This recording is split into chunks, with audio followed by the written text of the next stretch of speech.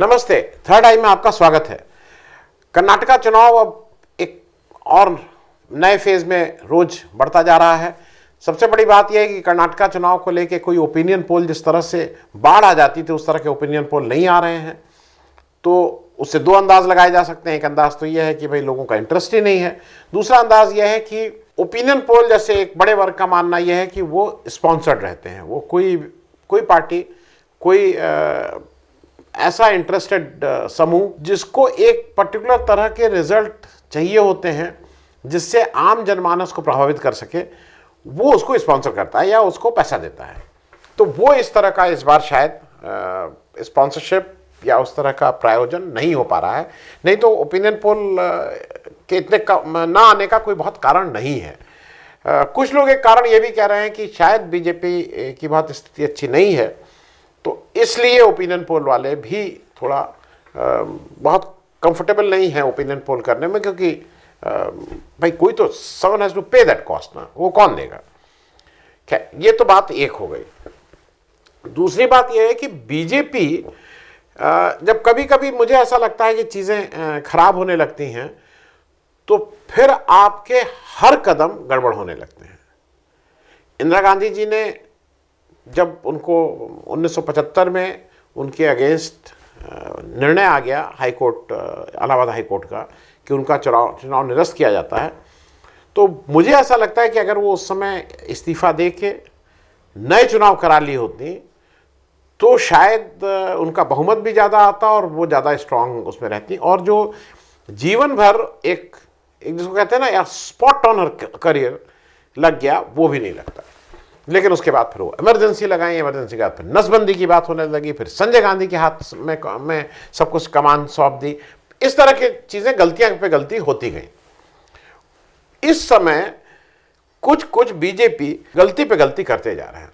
ये तय बात है कि बीजेपी का जो सबसे प्रमुख और सबसे टिकाऊ और अभी तक जो जिताऊ भी रहा है वो अस्त्र, वो फॉर्मूला मोदी जी रहे हैं।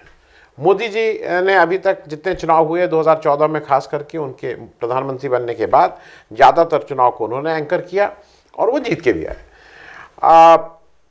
हालांकि कुछ जगह हारे भी, वो एक अलग बात है कि अब उनकी पार्टी उस तरह से वो मैनेज करती है कि मोदी जी की इमेज ना खराब हो। कुछ लोगों का कहना यह है कि कर्नाटका के इलेक्शन को आप इससे भी देख सकते हैं कि वहाँ के जो पोस्टर छप रहे हैं और जो इलेक्ट्रॉनिक मीडिया उस पे जो चर्चा ला रहा है, उसमें जब बीजेपी के साथ जो फेस लग रहा है वो नड्डा जी का लग रहा है, वो मोदी जी का फेस नहीं लग रहा है। क्योंकि चुनाव नड्डा जी हारेंगे, चुनाव मोदी जी जीतेंगे, ये फैक्ट है। और मैं कल एक किसी चर्चा में था तो वहाँ किसी हमारे साथी पैनलिस्ट का ये कहना था कि अगर 13 मई को जब गिनती होगी, अगर मान लीजिए 11-12 बजे तक, तो वो कह रहे हैं नड्डा जी का फेस चलेगा, लेकिन अगर तब तक रिजल्ट आने शुरू हुए और बीजेपी आगे कहीं बढ़त ले ली तो उनका दावा था कि आप देख लीजिएगा सारे ही इलेक्ट्रॉनिक मीडिया वाले तुरंत नड्डा जी का चेहरा हटा के मोदी जी का चेहरा ले हैं। क्योंकि मोदी जी चुनाव नहीं हार सकते हैं, चुनाव हार तो नड्डा जी सकते हैं, कोई सकता है, मोदी जी तो केवल चुनाव जीतने के लिए बने हैं। इस बैकग्राउंड के साथ जो आज मैं आपसे चर्चा कर रहा हूं कि कुछ सेल्फ गोल करते जा रहे हैं बीजेपी, और उसका एक बड़ा कारण यह है कि मोदी जी अभी तक चुनाव मैदान में नहीं उतरे हैं। वो भी जैसे सब लोग पूरा मतलब एक बड़ा वर्ग ये इंटरेस्टेड था कि राहुल गांधी अपनी जमानत के लिए अप्लाई क्यों नहीं कर रहे हैं सूरत के सेशन कोर्ट में। अगर आपको याद हो जब उनको सजा हो गई थी, उसी तरह से हर एक आदमी यह है कि भाई मोदी जी क्यों नहीं जा रहे हैं कर्नाटक। वो अगल बगल घूम के निकल जा रहे हैं, वो नीचे केरल चले जा रहे हैं, तो क्या गुस्सा है। अब किसी का है कि भाई गुस्सा क्यों है, ऐसा तो कोई काम हुआ नहीं है कि कर्नाटका ने ऐसा कोई गलती भी नहीं की है। 2 ही काम अभी जो नज़र में आते हैं, उसमें 2-3 काम ऐसे हैं, लेकिन जो सबसे बड़ा कारण यह है कि वहाँ शेर नहीं उनको दिखा बांदीपुर में, और वो जस्ट इलेक्शन से पहले गए थे। अगर शेर दिख जाता, मतलब अभी तक जो भी उन्होंने किया उसमें एक जो एज पर हिज डिज़ाइन और एज पर हिज विल नहीं हुआ, उनकी इच्छा के अनुसार वो शेर नहीं दिखा। वो एक कुछ लोग उस कारण को भी जोड़ना है। लेकिन खैर, ये अब कमान संभाले हुए हैं अमित शाह साहब। अमित शाह साहब में सबसे बड़ा गुण यह है कि वो मोदी जी के बिल्कुल ट्रस्टेड आदमी है। मतलब मोदी जी उन पे आंख बंद करके विश्वास रख करते हैं। उन्होंने एक अपनी ये इमेज बना ली है कि वो चाणक्य हैं, उन्होंने एक ये इमेज बना ली है कि वो इलेक्शन प्रबंधन में उनसे अच्छा कोई नहीं है। उन्होंने ये भी इमेज बना ली है कि इलेक्शन प्रबंधन ही नहीं, सरकार को तोड़ने में, अगर विपक्षी की कोई सरकार है तो उसको तोड़ने में भी उनका सिद्धहस्त है। तो इस तरह की वो इमेज बनाए हुए हैं। अब वो कर्नाटक में जाके वो रोज भाषण दे रहे हैं। भाषण में कभी कभी वो सत्य बात भी नहीं कह रहे हैं। अब उनका बार बार ये कहना है कि वो ये कह रहे हैं कि भाई अगर कांग्रेस की सरकार कर्नाटक में आ गई तो वो पीएफआई के ऊपर से बैन हटा देंगे। कांग्रेस कह रही है हमें इससे मतलब ही नहीं, तुम बैन लगाओ नहीं लगाओ, है या नहीं है, हमने कब कहा कि बैन हटा देंगे, लेकिन वो कह दे रहे हैं।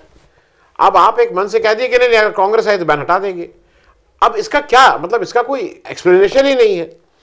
लेकिन जब वो ये कह रहे हैं तो एक आपको बिटवीन द लाइंस पढ़ना होगा। एक खतरा तो है, खतरा यह है कि आरएसएस, बजरंग दल, ये सब जो संस्थाएं हैं, आरएसएस पे तो बैन लग भी चुका है और आरएसएस ने लिखित ये दिया था कि हम भविष्य में कभी भी किसी भी राजनीतिक गतिविधि में भाग नहीं लेंगे। ये आपके सामने है कि वो राजनीतिक गतिविधि में कितना भाग ले रहे हैं या नहीं ले रहे हैं, ये आपके सामने है। उसको फिर से बताने की जरूरत नहीं है। अब अगर मान लीजिए कोई ऐसी सरकार आ जाती है जिसको कहते हैं नो नॉनसेंस, जीरो टॉलरेंस, जो आजकल टर्म चल रहा है, सही में कोई जीरो टॉलरेंस नो नॉनसेंस सरकार आ गई तो बैन बनाने, आरएसएस पे बैन लगाने में जरा भी नहीं झिझकेगी, क्योंकि सारे काम वो इस तरह के बहुत से आउटफिट हैं इनके, जो फ्रंटल ऑर्गेनाइजेशन है जिस पे बैन लगने का खतरा है। ये कह रहे हैं कि मालूम नहीं। दूसरा कि अभी उन्होंने एक इंटरेस्टिंग चीज की, अमित शाह साहब जब कर्नाटक गए तो उन्होंने 4-5 अपने कैंडिडेट्स को बुलाया। और अच्छा, एक तो ये रहते हैं समझ में सब आता है, लेकिन अहंकार इतना ज्यादा है, तुम आओ, तुम चलो, तुम, ये एक तो सबको तुम बोलते हैं, इनके मुंह से आप नहीं निकलता है। अपने किसी, वो इनसे उम्र में बड़ा हो, लेकिन वो अगर बीजेपी का है तो बीजेपी वाले को तो ये तुम ही कहना है। ऐसा नहीं है। जब ये जाके कभी आपने सुना है कि इन्होंने किसी अपने से जो जहां से ताकत होती है उनको बोल रहे हो तुम? बांग्ला में प्रेमवश आमी, तोमार में जब अगर तुम ही बोलते हैं तो प्रेमवश बोलते हैं। यहां प्रेमवश नहीं है, यहां अहंकारवश और सुपियोरिटी के चक्कर में। तो इन्होंने 4-5 एमएलएस को बुला के मंच पे खड़ा किया और फिर लोगों से पूछा कि आप इनकी शक्ल देख के वोट दे रहे हैं? इन्होंने कहा कि आप इनकी शक्ल दो, बिल्कुल वोट इनकी शक्ल देख के मत दीजिए, आप मोदी जी के हाथों में यहां का भविष्य सौंप दीजिए। ये उनका बार बार है कि आप मोदी जी के हाथों में भविष्य सौंप दिए, मोदी जी का चेहरा देख के इनको वोट दीजिए। फिर उन्होंने एक दूसरी बात, ये नड्डा जी भी कह रहे हैं कि अगर मोदी जी का आशीर्वाद नहीं मिला तो दिक्कत होगी। तो ये कहीं से धमकी भी लगती है। आपको ये एंटी डेमोक्रेटिक नहीं लगता है? ये गैर लोकतांत्रिक बात नहीं है।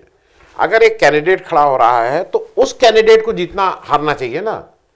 उस कैंडिडेट क्या केवल कठपुतली है कि उसकी डोर कहीं और है? क्या वो कैंडिडेट जीतने के बाद जो डिसीजन मेकिंग प्रोसेस है, जो निर्णय लेने का है, उसमें उसका कोई योगदान नहीं रहेगा? कि आप कह दे रहे हैं कि एक फला आदमी को, जो कर्नाटक का भी नहीं है, जो बेंगलोर में भी नहीं बैठता है, जो कर्नाटक सरकार से भी नहीं मतलब है, जो यूनियन गवर्नमेंट का है, केंद्र में बैठता है, उसको अगर आप चाबी दे देंगे तो सब मामला ठीक हो जाएगा? ये गैर लोकतांत्रिक आपको नहीं लगता है?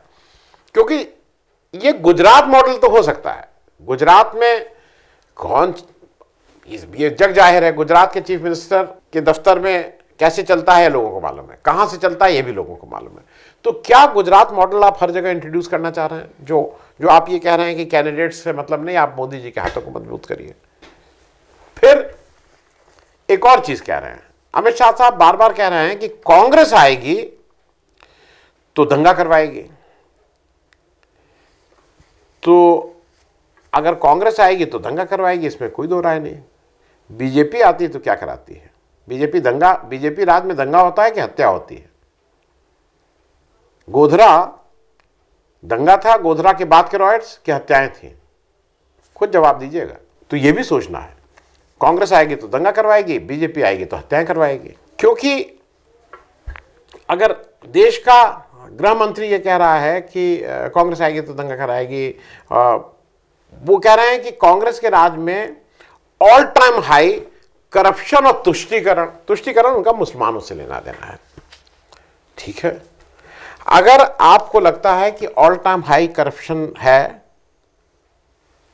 तो ये 40% पेसीएम तो आपके लोगों के लिए कहा जा रहा है, तो क्या इसके ऊपर के लेवल पे आप ले जाना चाहते हैं करप्शन को? ये अभी सीमा नहीं हुई है, 40% से ऊपर घूस की बात कर रहे हैं।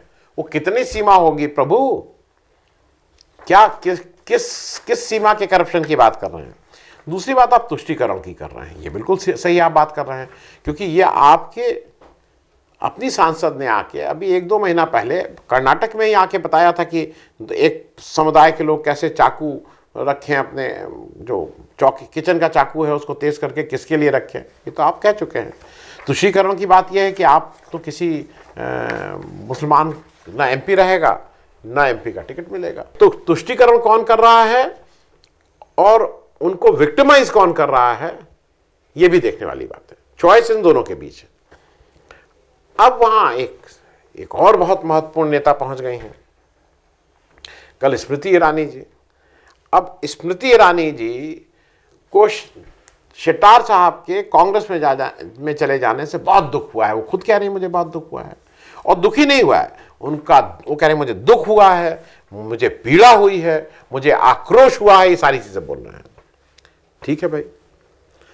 अब वो ये भी कह रहे हैं उसके बाद उसी सांस में कि जो अपने धर्म के ना हुए, मतलब बीजेपी ने ठेका ले रखा है हिंदुओं का, बीजेपी ने हिंदुओं का ठेका ले रखा है, और बीजेपी के अलावा अगर कोई किसी पार्टी में कोई हिंदू जा रहा है तो वो फिर वो हिंदू धर्म का नहीं रह जाता है, ये अकॉर्डिंग टू स्मृति ईरानी जी। फिर वो कह रहे वो अपने परिवार के ना हुए, फिर वो अपनी आइडियोलॉजी के ना हुए। आइडियोलॉजी की बात मैं बिल्कुल समझता हूं, लेकिन आप ये बताइए कि आपके पास जब गुलाम नबी आज़ाद कांग्रेस छोड़ के आते हैं तो क्या कांग्रेस में किसी को दुख और पीड़ा और आक्रोश नहीं होगा? क्या गुलाम नबी आज़ाद अपना धर्म छोड़ के आपके धर्म में आ गए तो वो अपने धर्म के नहीं हुए? क्या वो अपना परिवार छोड़ के आपके पास आ गए तो अपने परिवार के नहीं हुए? और अगर वो अपनी आइडियोलॉजी, जो जब से उन्होंने होश संभाला और आज तक की आइडियोलॉजी छोड़ के अगर आपके यहाँ की आइडियोलॉजी में आ गए तो आप उनको कैसे डिफाइन करेंगे? मतलब आप किसी को तोड़ फोड़ के लाएं तो वो सब ठीक है। ज्योतिरादित्य सिंधिया का क्या हुआ? आप तोड़ के लाए ना उनको, वो अपने स्वतः तो आए नहीं। हेमंत बिस्व शर्मा जी का क्या हुआ? लंबी लिस्ट है। शिंदे जी का क्या हुआ? तोड़ा ना शिवसेना से। तो जिन शिंदे जी ने पूरा जीवन एक आइडियोलॉजी के लिए लगाया, पूरा जीवन एक परिवार के साथ बंधे रहे, उनको आपने तोड़ दिया। और मैं कुछ नाम नहीं ले रहा हूं, कुछ लोगों को तो, इनको तो कम से कम कुछ कुछ मिला, जो कहते हैं ना दे गॉट समथिंग, कुछ तो बिल्कुल घर ही बैठ गए। आरपीएन सिंह साहब, राजा साहब पडरवाना, राजा साहब गए वहां के। अब राजा साहब के जो लोग थे कि नहीं, राजा साहब ने कहा है कि हम ये स्टेट गवर्नमेंट में नहीं एकोमोडेट होंगे, राजा साहब तो सीधे यूनियन गवर्नमेंट में रखे जाएंगे। और राजा साहब, अब की चूंकि बात ये चल रही है, पहले भी होम मिनिस्टर, शायद अब बनाने वाले तो ये बता रहे थे कि राजा साहब को शायद कहीं अमित शाह को हटा के उन्हीं को होम मिनिस्टर ने बना दिया जाए। मेरी जानकारी में राजा साहब अभी तक टेलीफोन एडवाइजरी कमेटी के मेंबर भी नहीं हुए हैं। अगर आप लोगों को किसी को जानकारी हुई हो किसी कमेटी में भी राजा साहब हो गए हो, सीपीएन आरपीएन सिंह साहब, तो बताइएगा। एक दूसरे राजा साहब और गए थे, संजय सिंह साहब, वो भी अगर कहीं अकोमोडेट हुए हो तो बताइएगा। मतलब मैं इसलिए कह रहा हूं, मैं भी इच्छुक हूं। अब बात आती है एक इंपॉर्टेंट, और कर्नाटक इलेक्शन के रेफरेंस में सारी बातें मैं कह रहा हूं, रिजर्वेशन की। क्योंकि एक तरफ बीजेपी ओबीसी की बात करती है, फिर एक तरफ बीजेपी दूसरी सांस में रिजर्वेशन की बात करती है, और रिजर्वेशन में भी अपर कास्ट को एक अलग से वो 10% दिया जाता है, जिसका कोई मतलब नहीं है अपर कास्ट के लिए, सभी लोग एलिजिबल हैं। फिर बीजेपी कहते हैं कि नहीं, हम ही schedule caste, schedule tribe, OBC के मसीहा हैं और हम इनकी बहुत देखभाल करेंगे। लेकिन जब कास्ट बेस्ड सेंसस की बात आती है तो वो डेटा नहीं दिखाएंगे, डेटा सार्वजनिक नहीं करेंगे। क्यों नहीं करेंगे? मतलब आप अपने चरित्र में और अपने आचरण में और अपनी वाणी में कुछ तो सामंजस्य रखिए। जो आप कह रहे हैं उसमें कहीं तो लाइए, वो आप कर नहीं रहे हैं। और चलते चलते मैं तीन चार बातें जो जल्दी से मैं आपके साथ कर दूं, जो मुझे ऐसा लगता है कि जिसकी वजह से खास करके कर्नाटक में ऐसा लगता है कि बीजेपी की बुरी हालत है। पहली चीज, इसका जवाब कुछ नहीं मिल रहा है कि येदियुरप्पा जी को क्यों हटाया गया, मुंबई को लाया गया, फिर येदियुरप्पा जी को ले आया गया, तो स्टेट ऑफ कंफ्यूजन टोटल है वहां। फिर येदियुरप्पा जी इंचार्ज बना दिए गए, कभी हटा दिए गए, कभी ले आए गए, बिल्कुल कंफ्यूजन है कि वहां क्या करना चाहते हैं। फिर हमें, और मैं इसके लिए मुझे बुरा लगता है क्योंकि हमारे वो मोदी जी बीजेपी के नेताओं की बात कर रहा हूं, मुझे कोई दिक्कत नहीं है। हमारे देश का प्रधानमंत्री ईश्वरप्पा और इस तरह के लोग जिनके ऊपर आरोप लगा हुआ है कि वो उन्होंने कितने कमीशन और कितने घूसखोरी का काम किया, उनसे कह रहे हैं कि मत जाओ। उनको, मतलब मैं खराब टर्म नहीं यूज करता हूं, मैं खराब वर्ड्स नहीं यूज करता हूं। हमारे देश का प्रधानमंत्री ऐसे आदमी के सामने एक जिसके ऊपर आरोपित आदमी है कि घूसखोरी क्या पराकाष्ठा किए हुआ था, उसके लिए नहीं मत जाओ रुके रहो कर रहे हैं। फिर जो शेट्टार साहब बार बार एक प्रश्न उठा रहे हैं, भाई मुझे यह बता दो कि मेरा टिकट क्यों काटा था। कोई प्रश्न का उत्तर नहीं है। एक चीज और, जो अभी इलेक्शन हुआ गुजरात, सब लोग कह रहे हैं गुजरात, कर्नाटक में एक फर्क और आ गया है गुजरात और कर्नाटक के बीच में। गुजरात में आम आदमी पार्टी आ गई थी। आम आदमी पार्टी ने वोट की दृष्टि से अगर किसी का नुकसान किया था, ठीक है, उसको अपने वोट मिलने थे, उसको वोट मिले, 12% से ज्यादा हो गए, वो राष्ट्रीय पार्टी हो गई, बिल्कुल ठीक बात है। लेकिन वोट की दृष्टि से वहां शायद कांग्रेस का नुकसान हुआ था। कर्नाटक में इस तरह का कोई अभी तक आपको नहीं दिखा है जो वोट डिवाइड करने का काम कर रहा हो, जो विपक्षी वोटों को तोड़ने का काम कर रहा हो। और चलते चलते अंतिम बात, कर्नाटक में हमें बहुत साफ दिखाई दे रहा है कि राहुल गांधी की भारत जोड़ो यात्रा, राहुल गांधी का he has arrived, Rahul Gandhi का एज राष्ट्रीय नेता के रूप में, और खड़गे जी का भारतीय राष्ट्रीय कांग्रेस के अध्यक्ष के रूप में जो एक एडवांटेज कांग्रेस को मिल रही है वो सामने दिख रही है।